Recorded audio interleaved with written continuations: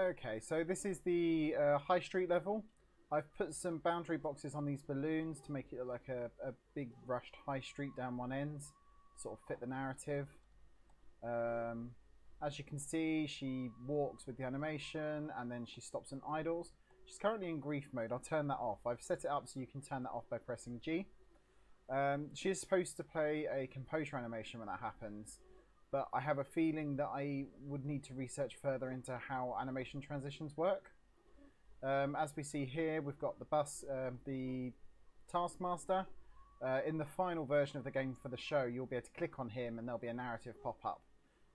But for now, it was just important that the NPC was there for the puzzle.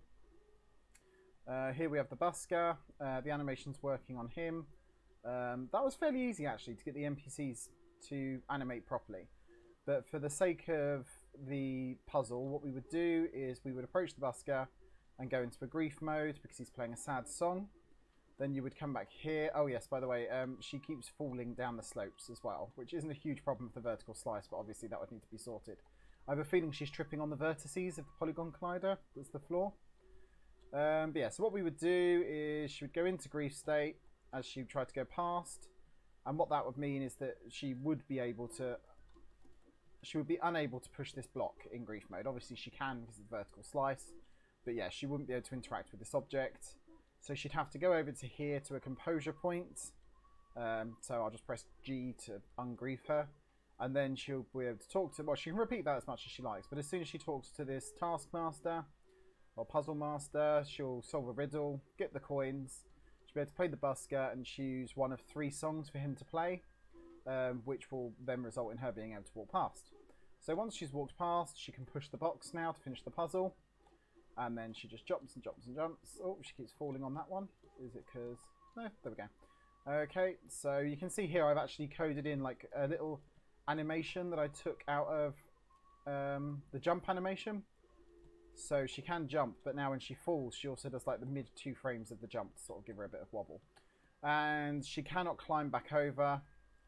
I think even in grief mode, she can double jump up onto it, but hopefully by this point the players won't want to do that. If they can, they'll just be able to compose again at that certain point. So now that she's here, she'll walk here and the music will start again as she goes further away and she'll go back into grief. Then here we go, we meet Teddy.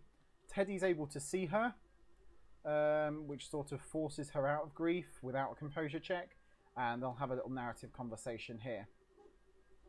Okay, so she'll go over the bridge, and the second puzzle will be that of the library. So what she'll have to do is, I think something happens between... Oh no, I think she's still in grief at this point, sorry, because she needs to be in grief to finish this puzzle. So she jumps up on this rock,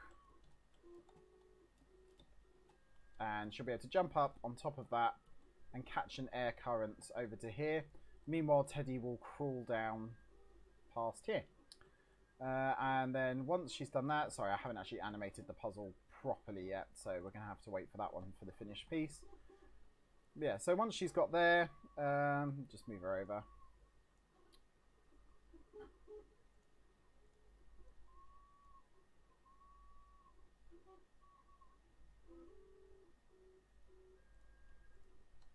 There we go, don't know why that didn't work.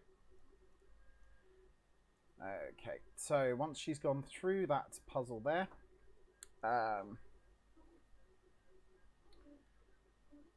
she will be able to walk into here and into the library. I think there's a composure point here as well where she can sort of degrief and then walk up into the library. At this point, she'll transition. How I've laid this out is that she'll transition from here to behind this bookcase here. So let's just play from there. Okay, and now the idea behind this puzzle is she's trying to get to the library to find a map to find her way home, because she's lost in a new town they've just moved to. So she will go to the map section. The librarian will talk to her and tell her there should be one there. You go back to the librarian, she goes, oh, I don't know, I'll run upstairs and grab you one while you go and find this book for me. So what we'll do is, in the actual finished product, she'll just be able to walk away from this walk past this table and only interact with it afterwards. But basically there are some bullies here that she can't interact with because she'll be in grief mode and they'll just basically be bullying her. So she'll climb up and over the shelf, she'll fall down, and here she will find the book that she needed. At this point, the bullies will have noticed her. Well, at this point she would have gone into grief mode because the bullies would have seen her. So obviously now she can't interact with anything, but she's still holding the map. And pretty much this freaks the bullies out because they just see a floating map and run away.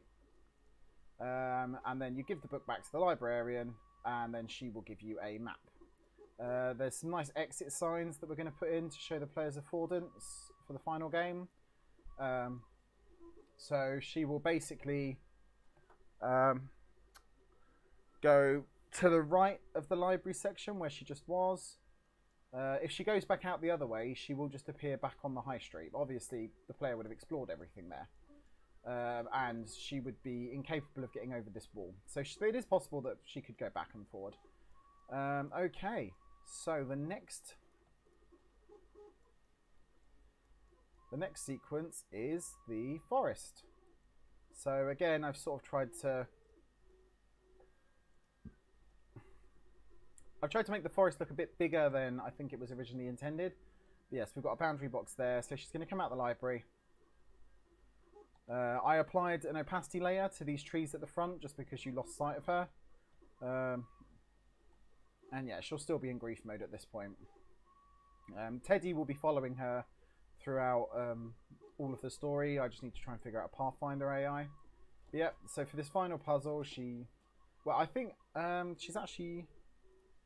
So she comes out of grief along the walk here. I think her and Teddy play a little hide-and-seek game. And then as Teddy runs and climbs over this log, the log will snap in half. Obviously, it'll only do this once. So Hope will not be able to jump on the log because it will just be in that broken state. Being sad about this, she'll go back to grief state, which means that she will be able to jump up onto these logs and catch this breeze, and this breeze will take her all the way over to the other side of the river. And I'm just going to unplay here because after that, there's no gameplay after that. So we're going to walk to the end here. A little thing will trigger and just saying thank you for playing the demo to the way home. As you can see here, I created a load of empty objects to put the various different layers into. And I've also, because I was trying to mess around with prefabs, so if I just go into here, I've actually got all of these things as prefabs. When I tried to pull them into Unity at university, for some reason they wouldn't work, they couldn't find the assets. James was telling me he thinks that might be because I've got more than one assets folder and Unity gets a bit freaked out about that.